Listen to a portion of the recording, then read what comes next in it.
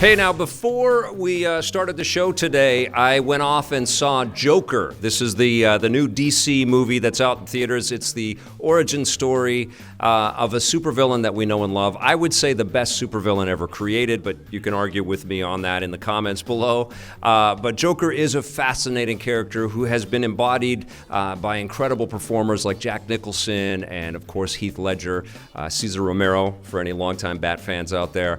But here is Joaquin Phoenix stepping into the role, and this is a powerhouse character study of a new Joker, a Joker that goes by the real-life name of Arthur Fleck, who lives with his mother and has Penny Fleck, and she's actually played by the mom from 6 Feet Under, and she's terrific. But Arthur has mental illness, and he's got a lot of difficulties kind of dealing with the world around him. He's found a terrible job, a bottom-of-the-barrel type of job as a clown who spins signs on the street, and during one of his terrible days, he gets beat up by terrible kids who break his sign and sort of threaten his livelihood. And that's kind of the tone of the film from the get-go. Todd Phillips is the director, and he's worked with an incredible creative team to make this movie just look like something out of time. It looks like a really darker shade of what Richard Donner was able to do in the 70s with Superman. And when he shot Superman, the movie, in New York City, and we got Metropolis, it wasn't a shining jewel of a town. It was kind of a dingy New York back then because they were shooting it in the 70s. And this feels, even though it's Gotham and it's New York playing Gotham, this feels like it's, the other side of the coin. It's set in the 80s. Even the old sort of retro Warner Brothers logo sets up the whole thing. But the city does feel like it's living and breathing, and it's just a horrible place to live. It really feels like the city is creating Arthur Fleck and creating Joker. And he gets beat down through the whole movie. Now, I'm trying to beat around, I'm not going to spoil this thing. I'm trying to sort of dance around specific plot points. But just know that Joker, and you can tell in the trailers, he gets just brutalized in this film.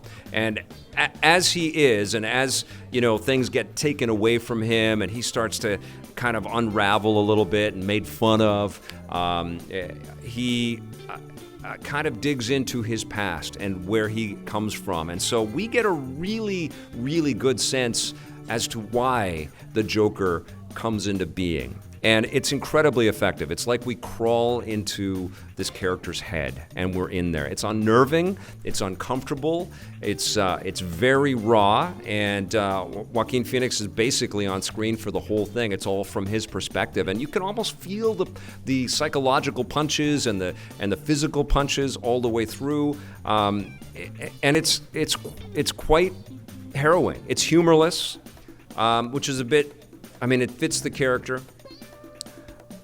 But it kind of takes the joy out of watching the film a little bit, too. It's really hard to watch this movie. It's hard to watch a person just stripped so raw and become so psychotic. You can understand why a character has elevated to this level of psychosis and does the horrible things that he does in the movie. You can understand because they have done everything they can in the script to kind of make this such a tragic tale. But it's hard to watch, because we've not really seen a Joker like this.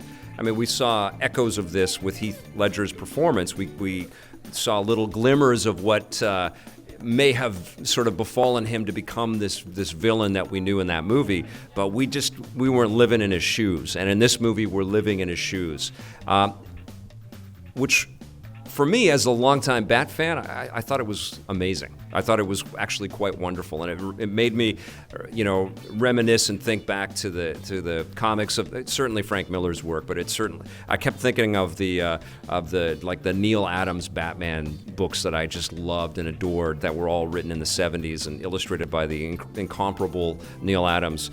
There was an authenticity and a realism, a naturalism. Todd Phillips is definitely looking for that Scorsese kind of of vibe.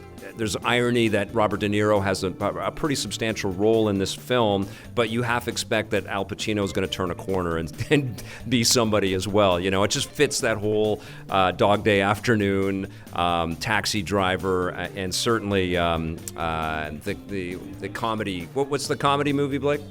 Yeah, the King of Comedy movie. I loved all of the building blocks with all of this, even though I was I was riveted. But I left the theater moved by the film, and it's powerful. And the world that I walked out into felt darker because of this movie. But I don't think it's a perfect movie. You know, I don't think it's as